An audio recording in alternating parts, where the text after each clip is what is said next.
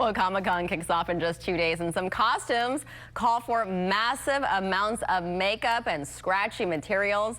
Join us now to talk about ways to protect your skin while dressing up this year is board-certified dermatologist Dr. Kristen Richards and the founder of Torrey Pines Dermatology. Dr. Richards, thank you much for being here. Thank you for having me. Of course. Comic-Con kicks off on Thursday, and you and I were talking during Mark's Weather. We never thought about the dangers of makeup, especially for Comic-Con or for Halloween. We don't want to scare anybody, right? Right. Applying all that makeup on. But I was reading some articles how people get really extreme. I know they want to be Wonder Woman and Superman and all these cosplayers, but they use glue and a lot of toxic materials. Let's talk about that. Yeah, there can be quite a few things that go wrong with costume makeup that you wouldn't necessarily see in normal makeup.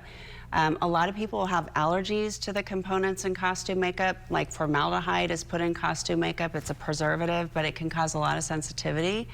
Other things like dyes, synthetic dyes that they'll put in costume makeup, reds, yellows, all of those are a little bit dangerous for the skin. And then they can even put oils and waxes in there that can also lead to acne breakouts. To avoid these chemical reactions, what should people look out for when they're buying makeup, especially online or borrowing from friends? Right, so it's good to read what's in your bottle before you put it on, but one little trick that you can do to prevent a reaction is to put on a sunscreen that has physical blockers in it, like zinc or titanium dioxide. If you put on a layer of that before you put your costume makeup on, you can actually protect your skin from getting exposed to all of those toxins. Yeah, and are you finding that people are actually using glue to kind of glue things to their face or to their arms? Yeah, so a lot of times in costumes you'll see PVC, polyvinyl chloride, which is in rubber components, so fake teeth, boots, masks, all those things. Those things can actually leach into the skin and cause toxic reactions in the skin, especially if you have your costume on all day, which most people do. They're not going to wear it for half an hour at a time. Yeah, even on their face as well. I hear Right. some articles that people are using super glue and having to go to the emergency or see a dermatologist. Not good. There is cyanide in super glue, so that's not a good thing to be putting on your face. Well, even when people want to put glitter around their eyes and the glitter gets inside the eye, or if they want to use the false lashes, the glue gets inside their eye. Or even contact lenses. People will buy contact lenses from costume stores instead of the FDA approved ones that you would get at your optometrist. And obviously that's one area where you just really don't want to skimp. Yeah, and what are some ways to remove makeup?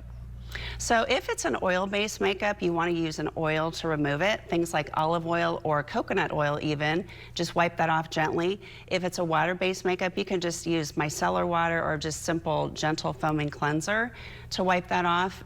You want to make sure you get it completely off though, because if you leave it on, even a thin layer of it, it can lead to acne breakouts. And as a dermatologist, what are some common skin reactions you see from Comic-Con and Halloween? Yeah, we can see allergic contact dermatitis, big swollen hive-like reactions to different ingredients in both costumes that have metal accessories and in makeup.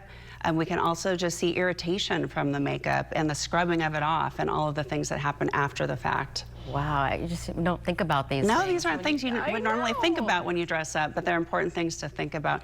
The other thing I think is a really good tip is if you're not sure about your makeup, if you put a tiny bit of that on 3 days prior to your big event on your forearm and watch for a reaction, you'll know whether or not that makeup is safe for you. All right, Dr. Richards, thank you so much for joining us from Torrey Pines Dermatology. And we didn't want to like scare anybody, but you don't want to wake up the next morning and look scary, right? You want to avoid that at all costs. All right, thank you so much. Thank you.